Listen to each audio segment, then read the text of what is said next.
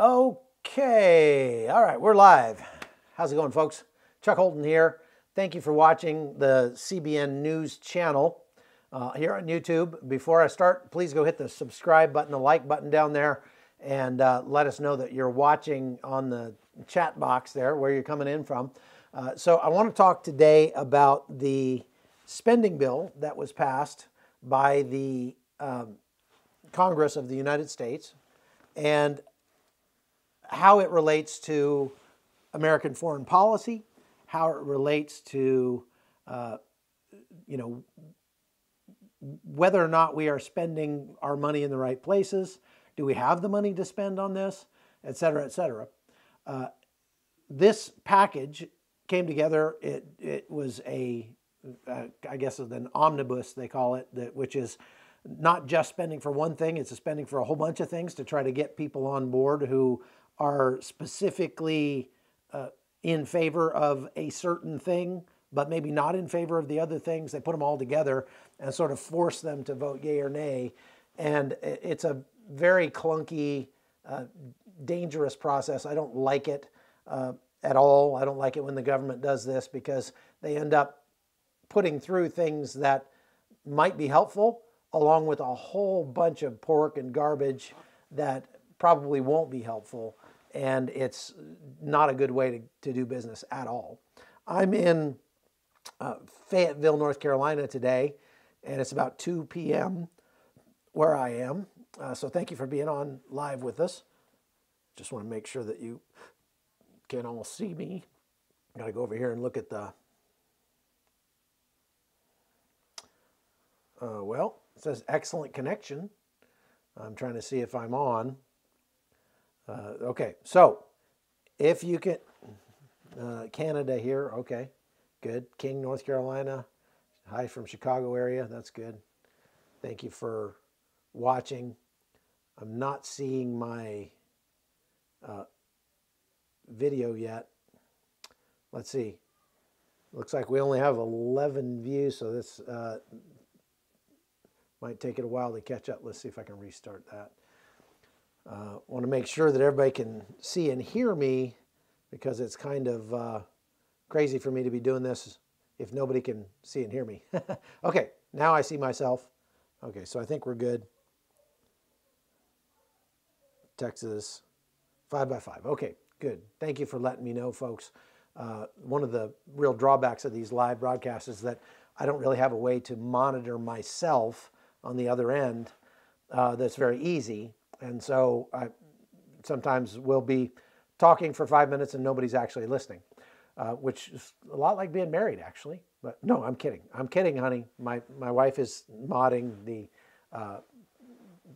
live today, so she'll probably punch me after this is over. So everybody say hi to Connie. All right. So again, we're going to talk today about the spending bill that was just passed. It includes a whole bunch of different things, everything from aid for Ukraine to banning TikTok and a whole bunch of things in between. Most people that watch this are going to choose one part of it that they are either very for or very against, and then go, yes, this is a good thing, or yes, this is a bad thing. When in reality, it's probably a little of both, or a lot of both, as the case may be. Because again, they just sort of cram all these different unrelated expenses into the same thing to try to bring enough voters, Congress critters, along to actually vote it through.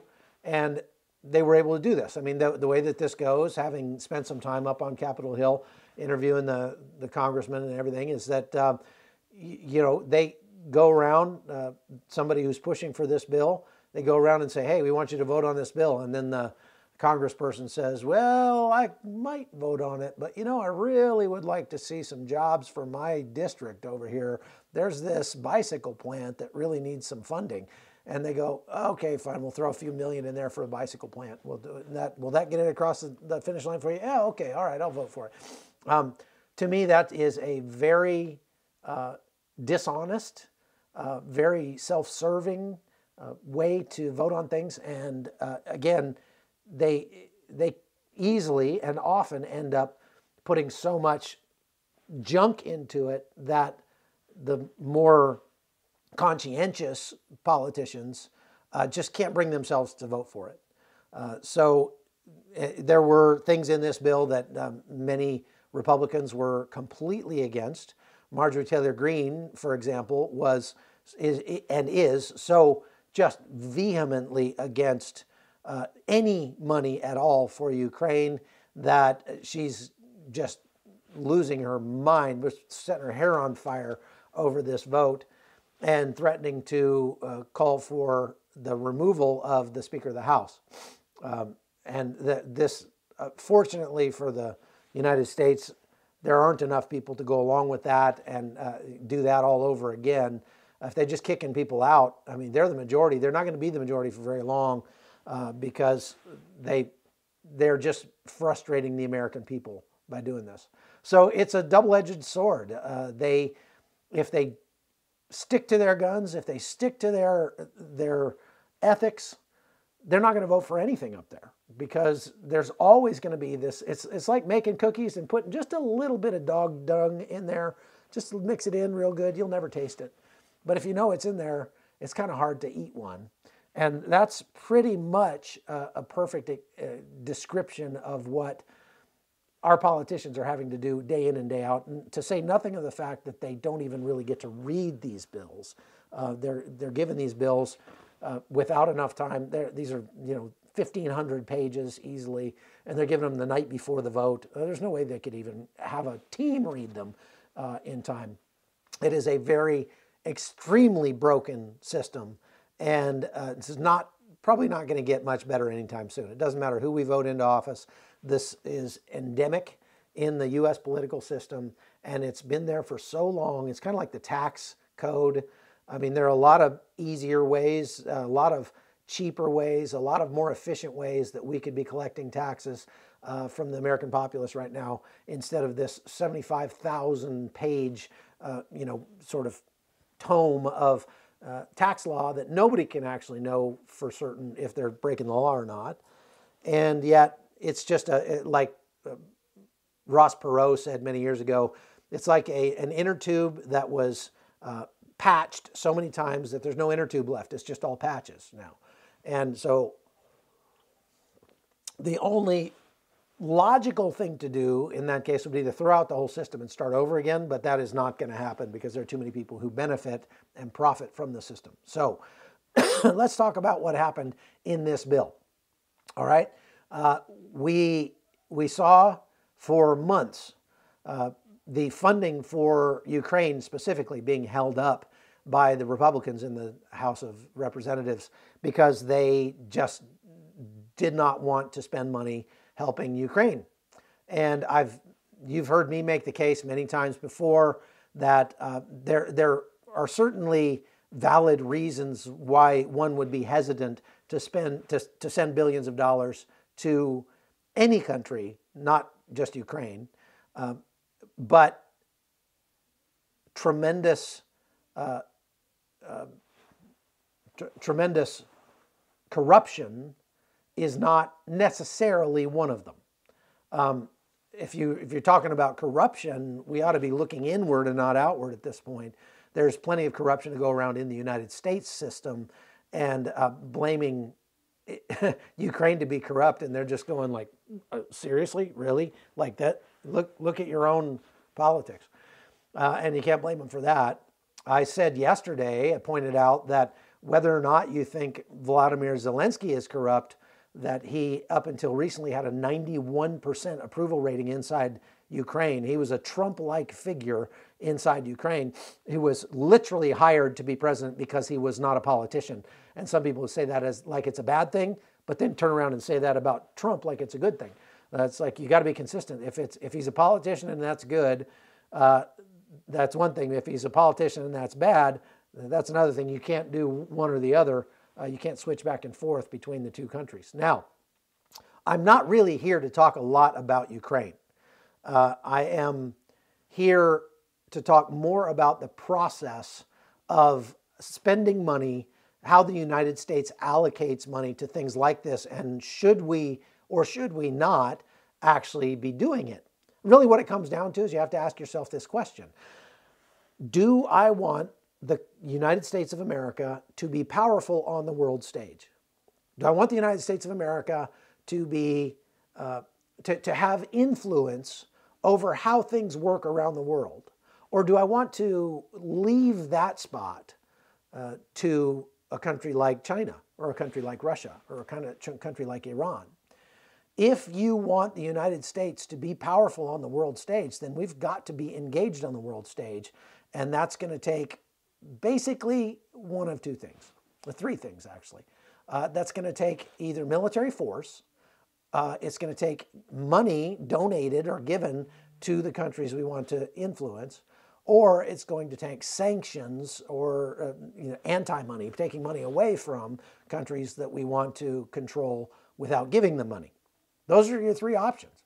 And we have sort of ruled out, after 20 years in Afghanistan and Iraq, most American voters have ruled out the first of those three. Like, we are not willing anymore to send our troops in these forever wars across the globe to have, military influence, to wield military influence as the world's policeman. Now, you understand that if you go back to 1990, there was a war going on in Iraq, small war. We had a couple 100,000 troops deployed over there. But if you take the total number of troops that were deployed around the world, outside the United States in 1990, when I was still in the military, it was about 5 million, I'm sorry, about 5 million, about 500,000 troops. 500,000 troops, 500,000 troops all over the world. Okay, bases all over the place. We had bases in the Philippines. We had bases in, all over Europe. Just everywhere. 500,000 troops. Today, the United States military has a grand total of about 173,000 troops deployed worldwide. So we have dramatically lowered our footprint. I say lowered our footprint. We've lowered the numbers of troops that we have overseas. We've actually increased the numbers of places where they're being sent, but the vast majority of the troops that are overseas now are not there in a defensive or defensive capacity or in the capacity of deterrence. You get what I'm saying? So all of the troops we had in Germany, for example, were a deterrent to Russia and the Soviet Union during the Cold War, meaning you better not take over, Western Europe, because we got all these troops there, and that would spark a direct war with the United States. You don't want to do that, blah, blah, blah. We had 20+ thousand troops in South Korea. We still have tens of thousands of troops in South Korea. And they are there as a deterrent against North Korea, because North Korea is not going to invade Seoul while there are,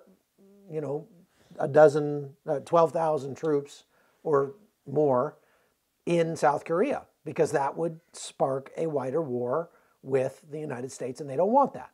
Okay, so that's a deterrent effect that we had troops all over the world doing up until just a few years ago, when we started under the Obama administration really drawing down those forces. Now, the United States today, in places like that, 173,000 troops we have deployed around the world, mostly is deployed in a advise and assist role, or a intelligence gathering role. So, for example, we just pulled out of a $110 million base in Niger in Africa. The United States Air Force built this base several years ago, and they built it because we needed a place to launch drones from so that we could keep an eye on Al-Shabaab and ISIS and all those guys in Africa, and Niger gave us the ability to do that. We spent $110 million on that base, and now the politics have changed in Russia. They've changed all around the world, because the United States has been backing off on its desire to wield influence around the world. maybe not its desire, but its ability to, for sure. And so into that gap has stepped Russia. And the Russians have been courting favor with the new government inside Niger, and they've finally gotten them to the point where the government of Niger is willing to kick out the Americans that are there and close down the $110 million base. They were actually holding our troops pretty much hostage in there for some time, basically saying they can't leave, they can't go anywhere. And so the United States said, okay, we'll leave. We'll just close down our $110 million base, hand it over to the government of Niger, and the Russians will come in and make use of it very, very soon, I have no doubt. So this is what we've been doing around the globe. And but the reason that we had that base there in the first place was that we were collecting intelligence with Reaper drones and Predator drones all around the region, and then flying them out of there. We have another base in Djibouti. I went there and saw that base. It's right contiguous with the commercial airfield in Djibouti, which is third world country to say the least. I actually got to meet the head of the government there, the sheikh in charge of it. I called him Sheikh Djibouti. I'm sorry, that was bad. That was not even professional. That was a dad joke that just sort of slipped out. I'm sorry. Sheikh Djibouti. I did not meet with Sheikh Djibouti. I just couldn't help it. Sorry. Please forgive me. Okay, so, but we do have a base there in Djibouti and many other bases around the Middle East and North Africa and places like that. We have been steadily pulling out of those bases over the last 12 years. And so those bases have a few troops there to secure the guys who are flying the drones, but they're not there as a deterrent to anything. They're just there to collect intelligence. So we, yes, I know that's a bad joke. I'm sorry. So we, instead of deterrence, we've been transitioning more to this advise and assist role, which I was sort of mocking yesterday on my podcast. If you go over to the Hot Zone with Chuck Holton, you can watch that podcast yesterday where I was talking about this. And this advise and assist role essentially is not a lot more than we make coffee for the Iraqis, for the Kurds, for the Jordanians, for the, Israelis even. We have people there. They're there to advise. If they need anything, just let us know. We got a general that's cooling his heels in the Tactical Operations Center. And if the Jordanians say, hey, we really need a group of special forces guys over here to train our guys to do a certain mission, then he arranges for that to happen. But we're not there in a deterrent capacity anymore. So we've gone from over 500,000 troops in 1990 arrayed around the world, mostly in a deterrent capacity, to 173,000 troops around the world, mostly in an advise and assist role. And that's okay. I'm not saying that's necessarily a bad thing. I'm not saying that we need to have people all around the world in a deterrent capacity, but it does change the calculus somewhat for our adversaries and our friends, as seen just now in Niger. Okay? So in the meantime, if you go back to 1990, the United States was spending about $350 billion a year on our military. Today, 2024, we are spending just shy of $1 trillion a year. Now, our economy has grown. The number of people that live in America has grown tremendously. And so that nearly $1 trillion a year is actually a lower percentage of our gross domestic product than it was in 1990. And I just want to say that just to help you understand that I am not trying to make you arrive at a certain conclusion here. I'm trying to give you all the information. So in one sense, military spending looks worse because we're spending more than twice as much money. But in another sense, it looks better because we're spending a smaller amount of our gross domestic product. It's not a smaller amount in real US dollars necessarily, but it's when compared to the amount of gross domestic product we have in our country, it is a lower figure, but not a lot. I mean, it was 5 point something percent back in 1990. It's 3 point something percent now. Okay, but so when you look at the spending bill that just took place, the reason I'm telling you all of this as context is so that you can make an informed decision, have an informed understanding about what just happened in the U.S. Congress and what we're about to do by giving more money to Ukraine and to Taiwan and to Israel and other things. Okay? I just want you to be able to make a more informed decision, have a better understanding of what this is. So, the United States has about 330 million, I made some notes here, 331 million people living in the U.S., okay? And 331 million people includes 162 million taxpayers.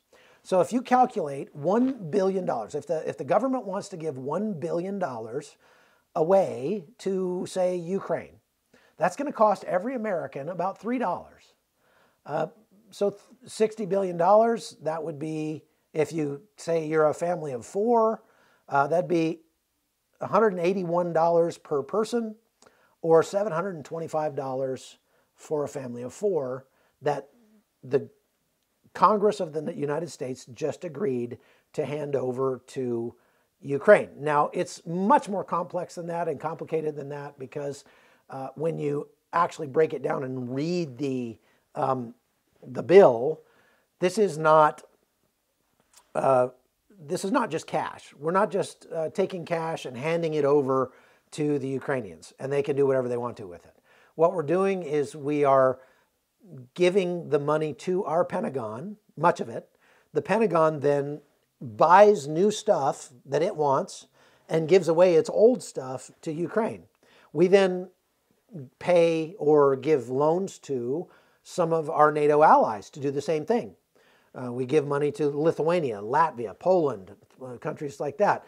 And they give up their old Soviet era, the Soviet era weapons, and then they use the American dollars, or at least the promise of loan guarantees from the United States, to buy new American-made weapons, which actually will prop up the American defense industry.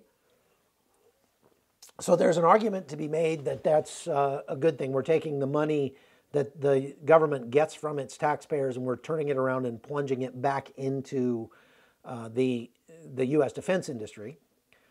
This is one of the reasons, by the way, that the Biden administration supports this. I don't believe they care a whit about Ukraine itself. They certainly don't want Russia to become ascendant and take over the top spot on the world stage, but I don't think they really care about Ukrainians one bit. I think that the government, the Democratic administration that's in power, they want the economic numbers to look good. They want the number of jobs to be going up. And you've seen the jobs reports that have been just blowing it out recently. And you might be like me where you go like, wait a minute, it's like the economy's in shambles. Inflation's gone through the roof. Gas is so high. All these things are bad about the economy. How are these job figures just going through the ceiling? Well, the reason is twofold. Number one, they fudge the numbers. If you watch, every quarter they'll come back later in a couple months and they will recalculate the jobs growth, and it'll look much worse than it does when they first put the numbers out. Meaning they make some assumptions about the jobs growth that are always weighted on the side of the administration to make the administration look better. The administration then comes out and crows about how great they've done making jobs for the American people. And by the time they revise the numbers, everybody's forgotten about it, and you never really hear about that part. So that's one way that they've made those job numbers look so good. The other way is that they have taken a ton of money. I mean, boatloads of money, and have just dumped it into the economy in ways like this, by going to Taiwan and going to Israel and going to Latvia, Estonia, Finland, Sweden, the UK, I mean, everybody, and saying, hey, if you buy American, we'll guarantee your loans. We'll give you some loan guarantees. It doesn't actually cost America anything on the front end, but it definitely increases our liabilities on the back end, right? Because if they end up not paying their loans, then we have to cover them. And in some cases, they plan on that. Not in all cases. Actually, in most cases, they do end up paying the loans off. So the crazy thing about this idea, this plan, is that the Biden administration, like I said, really could care less about Ukraine whatsoever. They don't care about the people suffering there. They say they do, but they're not. And there's ways that you can tell that they're not because of the breakdown of the money that they're giving. But the money is going to American companies. So it's going to Boeing and DynCorp and stuff like that. My son, well, I'm not going to talk about where he works. He works at a airplane manufacturer, and he says that there are a whole bunch of presidents of countries around the world who are coming in and buying new jets right now, and there's a good chance that they are getting, at the very least, loan guarantees to buy those jets, and at the most, they're actually getting given the money to buy it. But either way, that money stays in the United States and creates jobs in the United States, albeit it's kind of a fake bump in the jobs numbers. It's fake. It's not that the jobs are fake. The people are getting jobs. But as soon as the government stops handing out that kind of money, which it has to collect from you, then those jobs are going to go away and all those people are going to get laid off. And it's going to create a massive recession in the United States. But because of the way our presidential election system works, the president really doesn't care as long as he can keep up pumping this money into the United States economy as fast as he can during his tenure. It's going to make the numbers look better for him. And then if, God please, we get a president in after this president who actually has a conscience and actually does not want to just spend money like a drunken sailor that doesn't belong to him, that belongs to our grandchildren and great-grandchildren, that if he were to do that, that next president is going to preside over a massive collapse in the U.S. economy, because all that fake funding will be taken away. And so it actually sets the next president up to fail. They're just, again, kind of kicking the can down the road rather than shooting for what would be considered sustainable growth in the economy. The president is looking for a way to make the growth artificially look better than it really is and leave the next president holding the bill, okay? That's what we're seeing. And listen, Biden is doing it in spades. Obama did it in spades. Trump did it a little bit. Trump wasn't near as bad at it as Biden was, just because of some of the people he had working for him that put into place things like, if you're going to pass a bill that spends money, you have to repeal 2 other bills, we have to reduce the total number of bills that are out there spending American treasure. So I get it when I see Marjorie Taylor Greene and people like her who are just flat 100% against spending the money to help Ukraine or to help Israel or to help Taiwan or to help anybody. I see people in the comments here saying we should never help anybody. We should only help ourselves. We should only help the poor in our own country. As a matter of fact, I saw this cartoon, which is I found very interesting, that sort of sums up how many people feel. Billions for Ukraine, billions for Israel, and a little penny for the American veteran who's homeless on the street. Now, I understand the thought behind that, and I'm sure that many of you likely feel that way. Many of you feel like we're spending all this money overseas, and we're not actually spending money at home. Unfortunately, I'm here to tell you the truth, and the truth is that that's not the case.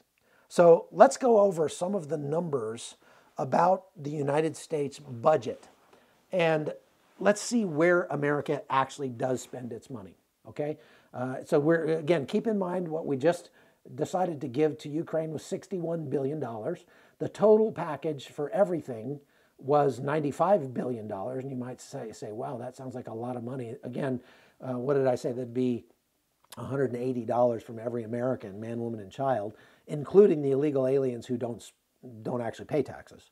And so you have to kind of bump that number up by about 10% because there are a large number of illegals working in the United States who they work under the table and they don't pay any taxes.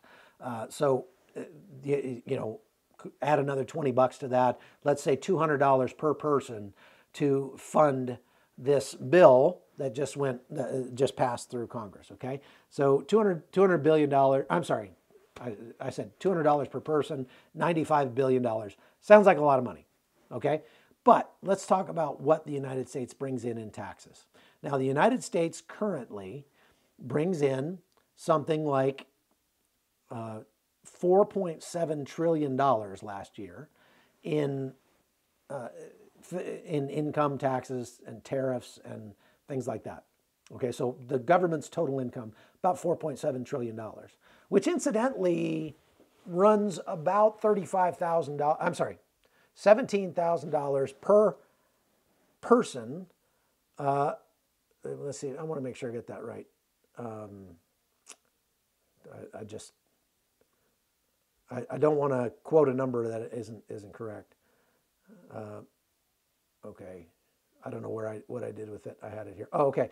The average American family paid $17,900 in taxes in 2021. That $17,900, again, that's an average. Many people pay way more than that. And this is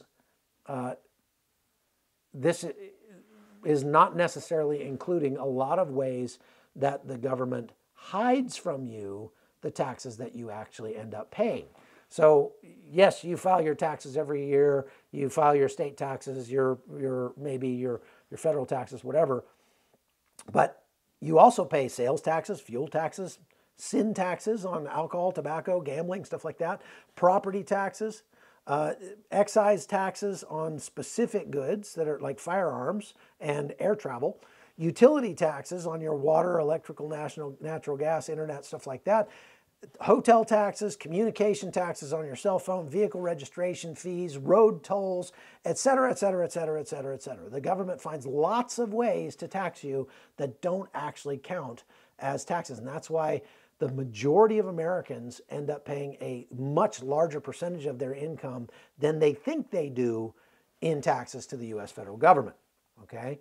Now, these taxes, they raise about $4.7 trillion last year, and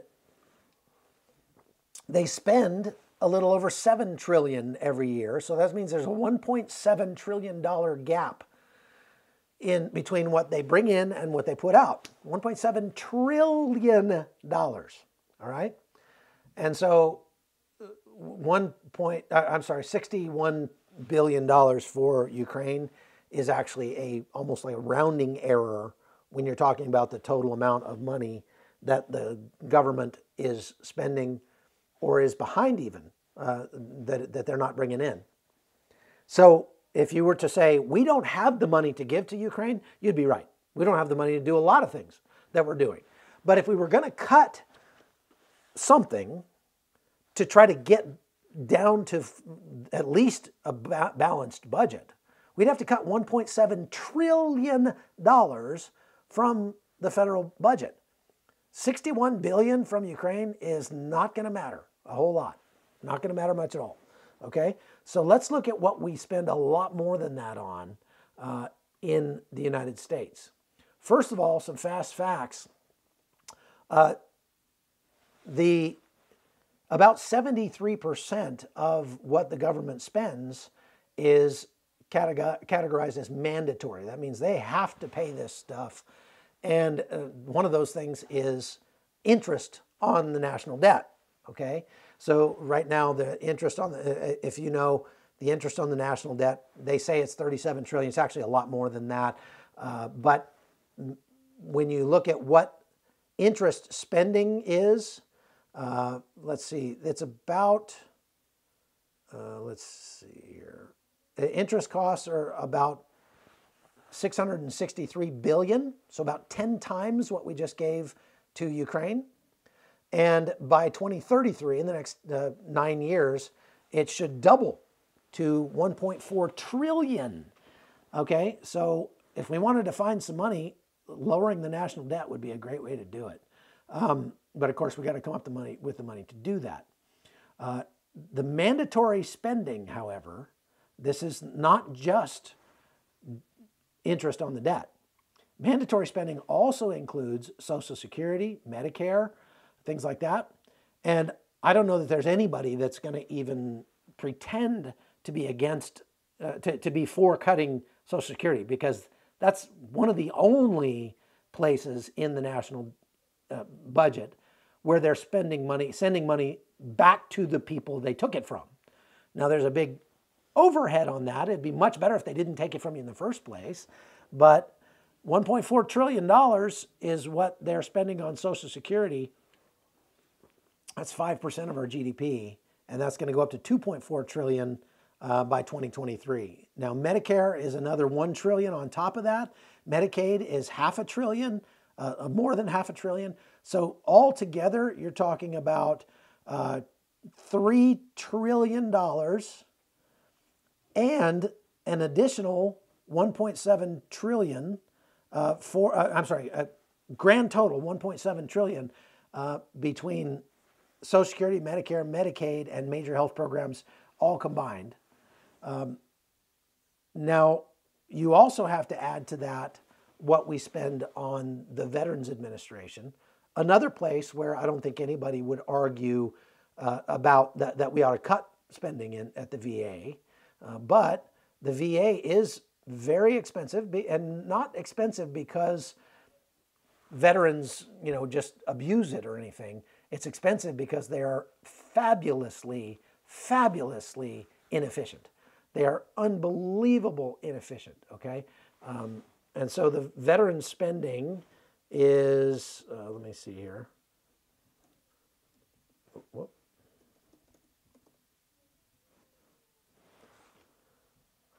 Veteran spending is, where'd it go?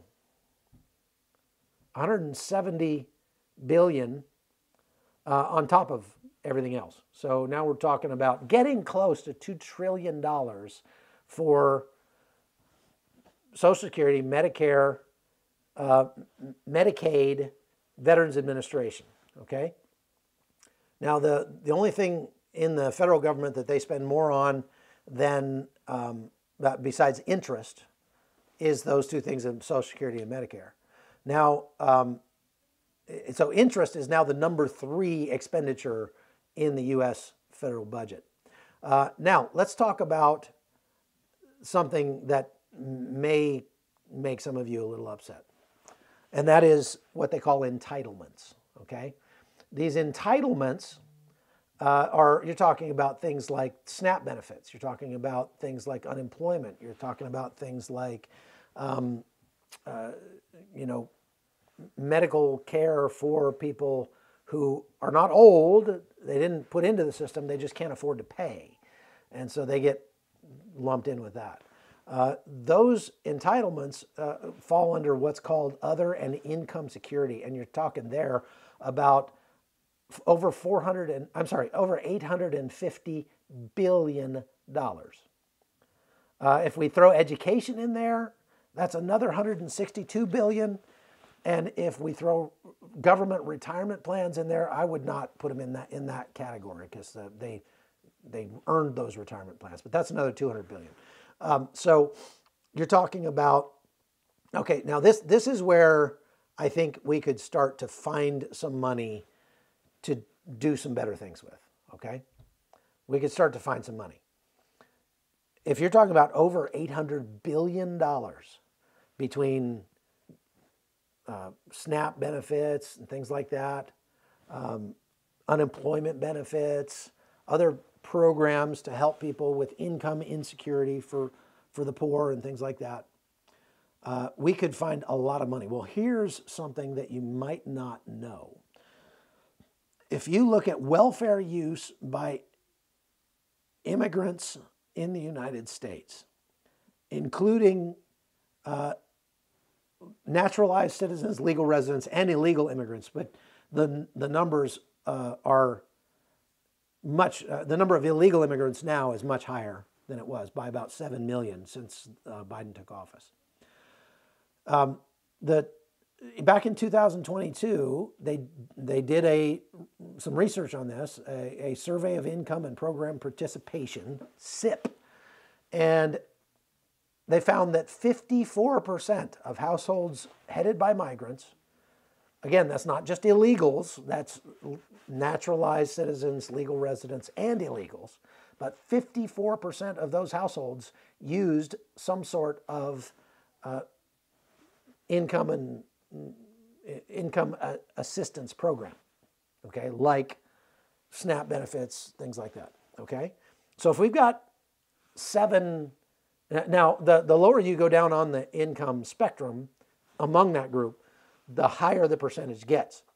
So it's pretty easy to assume that the number of non-citizens who are using these welfare programs are higher than the number of citizens.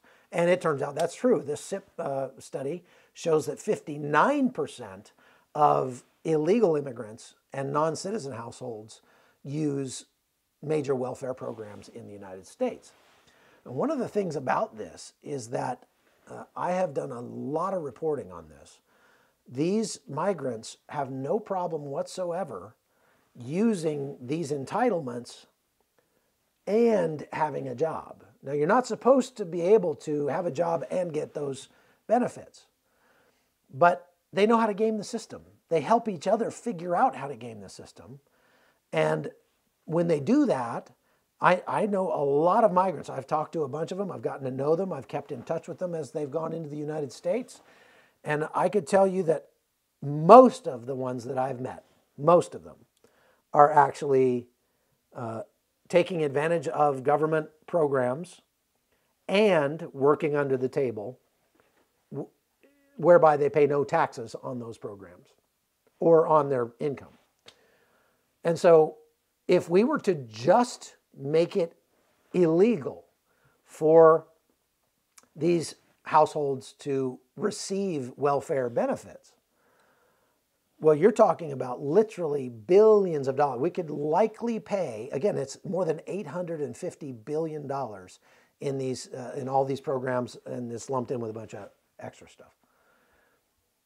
Just the income programs alone, which are welfare, SNAP benefits, and unemployment. Just those alone are like $775 billion, okay? So that also doesn't include refundable tax credits that these people get. You might say, well, wait a minute, these people they're illegal, so they don't pay taxes. Well, a lot of them actually do, because if you get a job as an illegal, you can be here illegally, technically illegal, but be waiting for your asylum claim to be adjudicated. And while you're waiting, depending on what country you're from, you can legally work in the United States. And by legally working, your employer then will be paying taxes for you. But they can, because they typically don't make a lot of money, they can get refundable tax credits, meaning they get money back from the IRS every year and pay in less than nothing. They actually, the tax rate I was reading today for illegal migrants that are on these sorts of temporary assistance for needy families and things like that is a negative 14%. They get 14% more dollars from the U.S. federal government than they actually put in.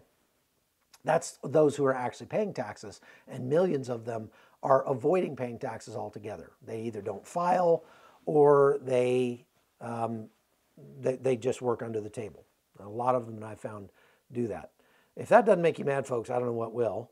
But again, there is more than 10 times what we just gave to Ukraine. That's much of it is being squandered and being given to people who are not even citizens in our country. And a lot of that money does not stay in the United States. So you might say, well, at least they spend it in the U.S., and then that goes back into the pockets of other people that are probably American citizens. No, a lot of it actually doesn't. A lot of it gets sent overseas as remittances, and those remittances go to fund the next wave of illegal migrants to come up through the southern hemisphere into the United States illegally. That's been going on for a long time. This is called chain migration. Now, you might say, well, wait a minute, if they're illegal, they don't qualify for a lot of those programs. Well, they know how to get around that. If they have a family member who is like say a legal citizen, a green card holder, something like that, then they can rejigger what they're making to make it look like that guy is the poor guy and the guy who needs help, and then he goes and signs up for these programs, and they get the money, and they share it. They can have a baby. If they have a baby, that's an anchor baby, and then that baby qualifies for TANF, for SNAP, for welfare, for whatever, and they can get money for the baby, which they then take and send back to Cuba or Venezuela or wherever. Okay?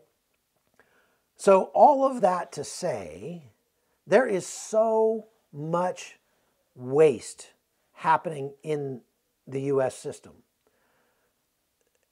On top of that, the United States influence overseas is declining. So again, I'm going to go back to that first question that I asked you. Do you want to see America as a stalwart among nations in the world? Do you want them to be seen as a powerful nation? Do you want us to be respected and even feared overseas? Or do you want someone else to take that place? Because it's not going to go empty. That spot in the world order is not going to go empty. It will be filled by somebody. And if we don't fill it, China, Iran, or Russia are the likely candidates to fill that slot. And they are doing that as we speak. The Chinese are massively moving into places like Africa and Latin America. There's a big fight in Panama right now between the United States and China about who is going to be the big brother of the Panamanians. And the Panamanians are just sitting there going, well, who's going to help us the most? Who's going to pay us the most? So China is building bridges. They're building railroads. They're building all sorts of infrastructure for Panama. And the United States is doing almost nothing in terms of helping the Panamanians financially. So very, very, very little. And what that means is the United States is losing its influence with Panama, and China is gaining its influence with Panama. That is not necessarily a good thing, I would say. So if you want to say the USA is number one, Jerry, the question is, what are we willing to do to keep it number one? And if you're the kind of person, I'm not saying you are, but if you're the kind of person who says, USA is number one, we should not give $1 to anybody out there who's not American. We should only help Americans. What I'm trying to make for you is that there is a case here that spending money in Ukraine, spending money in Israel, and spending money in Taiwan do help Americans, and likely help Americans more in the long run than spending that money on welfare programs for the poor. Now, again, the United States already spends almost $200 billion a year, far more than we've given to Ukraine. $200 billion a year on our veterans. We spend almost $800 billion a year on the poor in America. So that together is $1 trillion. And they just gave a little bit of money in comparison to Ukraine, hopefully to keep the investment that we've made already in Ukraine from going badly. Meaning, if we've already given Ukraine,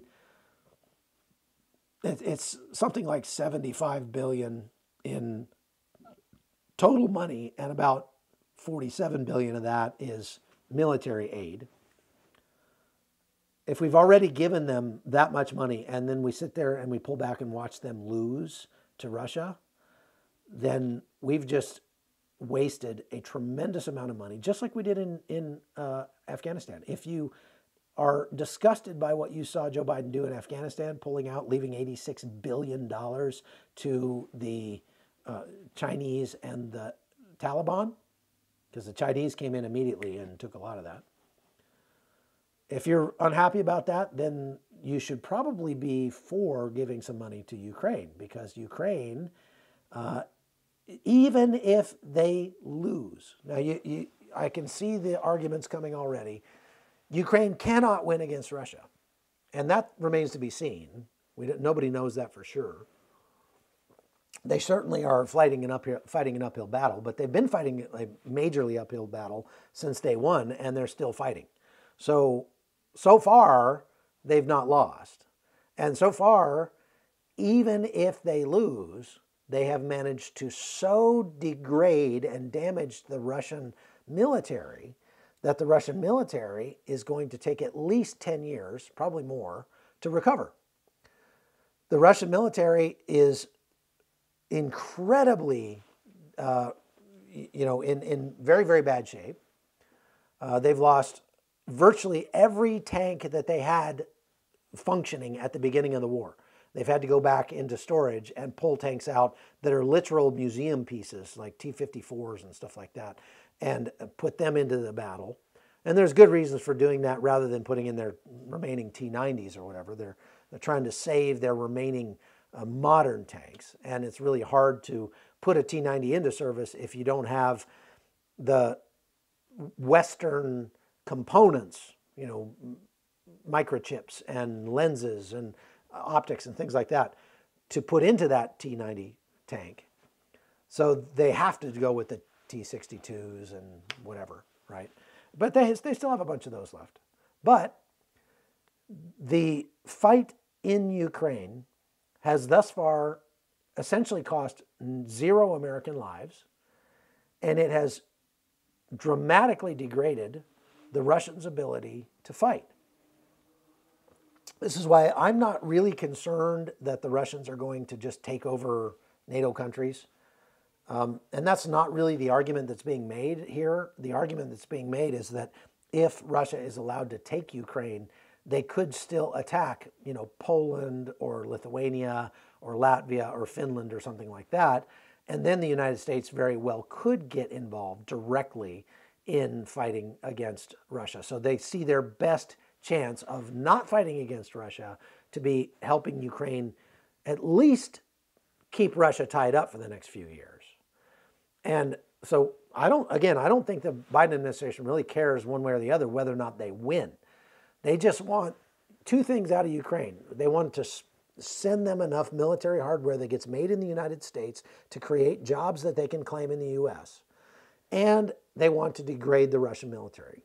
One of those is, in my opinion, unethical, and one of them is very ethical. If we can degrade Russia, Russia is not a force for good around the globe. And you can see that in Syria, you can see that in Niger, you can see that in, Mali, tons of places now where Russia is getting involved, even Venezuela. And so to deter and degrade Russia is, I think, in my opinion, it is a worthy goal. But we only have 3 options. We can increase the sanctions on Russia, we can increase the money we give to Ukraine, or we can send our own troops in to do the fighting. Nobody's willing to do the latter, and so we're down to either sending Ukraine money or putting more sanctions on Russia. It turns out that the sanctions we've put on Russia so far have been fairly easy for them to get around because the Ukrainian, I'm sorry, the Russians just have Armenia or some other ally like that buy the stuff they need from the West and then give it to Russia. Okay, and so they've been doing this for a long time. And bottom line is, those are our options. So my question to you is, if you were president of the United States, what would your answer be? Would you just let Ukraine fall and therefore reward Russia for killing tens of thousands of civilians? Reward Russia for threatening its neighbors? Reward Russia for jumping in? Or would you place more sanctions on Russia? Or would you try to help Ukraine? Those are your three options. Now, this bill contains one more thing that I haven't mentioned so far that is actually the best part of the whole bill. You see, there's more than $300 billion of Russian money that is sitting in bank accounts, mostly in Europe, but some in the United States. And that money is basically being frozen. It's being held by the countries of the West. The Russian oligarchs would keep their money over there to keep it away from the Russian government, because the Russian government is much worse tax-wise and everything than what we see in the West, even in the United States. The Russians are not necessarily, they'll tax you for sure, but what they are doing, what they will also do, is they will go in the middle of the night, change the name of the owner on your multi-billion-dollar company to one of Putin's cronies, and you wake up in the morning and you don't own the company anymore. And then what they do is they refile the last 5-6 years of tax returns in Russia and say, oh, we miscalculated our income over the last 6 years, and they'll create a bunch of fake invoices and stuff like, write-offs, resubmit that money, and then those tax returns, and then get hundreds of millions of dollars from the Russian government. It's just a massive money laundering scheme. And then they'll go arrest the guy who started the company for tax evasion. So a lot of oligarchs did not want to have their money inside Russia, and so they moved it out of Russia. And it's in France, it's in Germany, it's in the United States, the UK, places like that. And so it's all been frozen. This bill that was just passed provides for potentially taking the $6 billion of Russian assets that are currently frozen in the United States and giving it directly to Ukraine as money. Just giving that money to Ukraine for whatever they need. If they could get the rest of Europe to follow suit, which they may or may not, some places in Russia, in Europe are kind of hesitant to do so, but because it's going to, by doing that, you're going to make other people who are looking to put their billions of dollars of assets in the United States maybe think twice about that, especially if they happen to be a dictator or something like that, which could hurt the U.S. financial industry. But I think it's a solid argument to make. Like, do you really want dictators and bad people around the world putting their money in the United States, even if it is good for the U.S. financial industry? Personally, from an ethical standpoint, I don't think we should. So I don't think that's a bad thing. But if the rest of Europe would do that, Ukraine would not have a problem funding itself. So what we need to do is we need to push. If you are, okay, let me just clarify one thing here. Look, if you are against the United States giving money to Ukraine for the reasons that have already been stated, the fact that we just don't have money, we're already deficit spending every year. Okay, I get it. If you, on the other hand, are against giving money to Ukraine because you don't care about Ukraine, because you don't care about the Ukrainian people, because you don't care, because you think that their oligarchs or their president is corrupt, I think you got a moral problem there, because we should always stand up for the widows and orphans. We should always stand up for those who are being oppressed. We should always count ourselves among those who want to free the oppressed. And if we want to free the oppressed, we don't necessarily have to be for the government taking all our money, wasting 40% of it, and then giving the rest over to Ukraine. We don't necessarily have to be for that. But we do have to stand with the Ukrainian people and say those people are being unjustly attacked and killed by a brutal and aggressive regime. And the bottom line is they don't want to be Russian. They never wanted to be Russian. They don't want to be Russian. And so Russia has no right to do what it's doing. To by force, try to compel them to be Russian. They don't have a right to do that. So if you're against giving money to Ukraine for the financial reasons noted, I get it. If you're against giving money to Ukraine because you don't like Ukraine, then you have either been tainted by Russian propaganda or you're just a bad person. I mean, I'm sorry to say that, but you know, I've been to Ukraine. I spent more than 6 months there so far during this war, and the people are suffering there. They are patriots. They're fighting for their country, just like you would probably be expected to do if the Russians decided to invade the United States. So there's two different sides to that. But I think the argument that I have made, which you can take or leave it, is that the amount of money that we're talking about is actually a very small piece of the total U.S. budget. And if we really care about the poor in our country, we need to stop giving money to the people who aren't actually supposed to be here, who are taking literally hundreds of billions of dollars every year, like 3, 4, 5 times what we've given to Ukraine, taking it from us and sending it to their relatives in Cuba and Venezuela and Somalia so that they can come over and do the same thing and drain our country dry.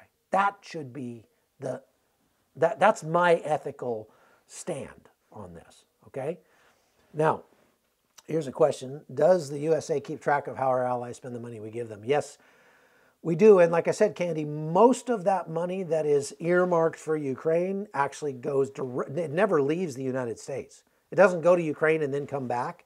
It is like, okay, we are going to set aside this money to go to Boeing to buy some fighter jets or some airplanes, or to go to DynCorp, or to go to, you know, some military hardware maker in the United States to create jobs in the U.S. So it never actually gets to a place where the Ukrainians could misspend it, because all we're doing is we're designating money to certain American companies and then sending the products over there. Does that make sense?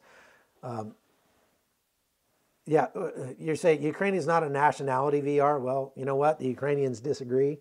And if there's 40 million people who say that they're a nationality, then I think they have the right to do that. If they want to call themselves a country, they have the right to do that. This is the same argument, by the way, VR, that is being made to say that Israel needs to abandon its country and just leave Israel to the Palestinians. They're saying, well, the Israelis are not actually a people group. They're actually many people groups, because they're 20% of Israelis are Arab and whatever, right? And I think that is, well, I don't think you have the right to make that claim. If you're not Ukrainian, then I don't think you have the right to say Ukrainians don't deserve to call themselves a nationality. I just don't. That's just my opinion on that. I'm not trying to jump on you, VR. I just that wanted to answer your comment there. Yes, again, almost all the money stays in the United States. And it does help. I know a widow right now who can't afford basic medical care, has a mouthful of rotting teeth, no government help. Okay? Now, this comes to my final point, Debbie, and I'm glad you brought that up. My final point is that it is not the government's job to engage in charity. If the government is sending money to a country overseas, it should not be because those people are hurting and we want to help the people over there. They do it all the time, but they shouldn't, because charity is your job. Charity is my job. I go to these places overseas and I don't look at a woman who just lost her home to a missile from Russia and say, oh man, the U.S. government really ought to do something about that. I don't do that.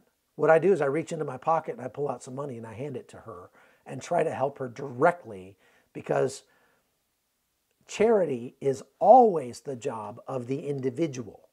Anytime that a government engages in what we would call charity, there's a price to be paid for that. There's strings attached. They're trying to buy votes. They're trying, if I give you money to help you get a dentist for your rotting teeth, I'm not running for office. And there's a magic that takes place there because you realize that I'm a human being like you are, and that I just gave you a portion of my life. I had to work for some amount of time to make the money I just gave you. And so I just donated a portion of my life to you. And it engenders gratitude in you. When the government does it, and that lady gets a check from in a faceless, nameless government entity, she gets $600 a check for, there's nobody to thank, first of all. And secondly, what's to stop her from going, well, $600, why didn't I get $800? That guy over there got more than I did. And it's actually engenders resentment rather than gratitude in many cases. There are studies out. There's a great book on this subject called Who Really Cares that shows that they did a study. A Stanford professor did a study. People who make right on the poverty level, you got two families that live right at the poverty line. One of them has a job and works to make that money. One of them gets given that money by the government. The one who works to make the money is 7 times more generous, more likely to give some of that money away to somebody who needs it more than they do, than the person who receives the money from the government. That's proof positive, that a government program does not bring about the sense of gratitude that is necessary to make charity work.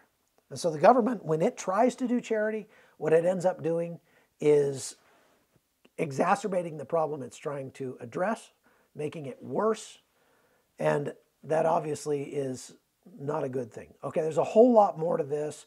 There was a lot that I didn't get to, but I think that's a good place to end right there. Folks, there's over 800 people online. I would really appreciate it if you would hit the like button and subscribe to CBN News. You can also go over and subscribe to my podcast, my personal podcast. It's called The Hot Zone here on YouTube. Or you can go to chuckholton.com and you can subscribe over there where I put a lot of my writings and articles and things like that. I appreciate everybody who does that. It really helps. And so please go and subscribe over there. If you have a specific question or comment about this podcast that I did today, just send me an email. I try to answer them all. If I don't answer it, it's because I either just didn't get a chance. It's just like I got overwhelmed, or I didn't know what to say. I didn't have anything to say.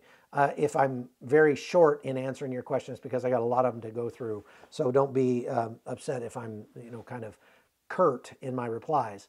But I appreciate it, and I read all of the email that's sent to me. So you can go to hotzoneholton@gmail.com. Connie put it there in the comments, hotzoneholton@gmail.com, and you can send that information, whatever comments or questions you have to me. We also have some trips going to Armenia. We've got space left on a couple of those trips. If you would like to go along with us to Armenia, Connie and I are taking a group there, and it'll be a great, great trip. We're getting ready to go over there here in a few days on our first one. So just send me an email and I can send you the information about that. All right. God bless you all. Thank you very much. Let's pray and then we'll go. Lord God, I just come to you right now. This stuff is so complex, so complicated, so frustrating sometimes to watch just how poor we really are as human beings at running our own affairs. Lord, I just pray that more people would not just be angry at the government for how poorly it runs things, but to see that in their own lives, to see how poorly they themselves run their own affairs, and to how much sin is in and part and parcel with their existence. And I pray that they would come to you and beg forgiveness, because we know that you offer mercy for our sin. You offer to take control of our lives and to make them better. You have plans for us. You have plans to use us for your glory in ways that will make us just so content at the meaningful life you've given us when we get to the day that they put us in the ground. And so I pray that more people would do that, Lord. I pray that more people would be able to find a way out of their own poverty, whether that poverty is financial or spiritual or emotional or relational. Lord, I pray that you would touch the people's hearts that are listening to me right now, and that you would specifically give them what they need to improve their lives as they get to know you better. I pray that they would get closer to you throughout the process of walking through the difficulties they have, that we all would, Lord, and that we would all live for your glory and show your love to the people around us. Not expect somebody else to do it, but to just show your love to the people we meet, and to be charitable to the people around us, and in so doing, make the world a better place. We pray these things in Jesus' name. Amen. All right, folks, thank you very much for watching and being a part of the podcast. I really appreciate it. And I'll be on again next time I get a chance. Right now, I'm going to go spend some time with my grandbaby. So we'll see you later. Bye-bye. Oh, I got to hit stop over here first.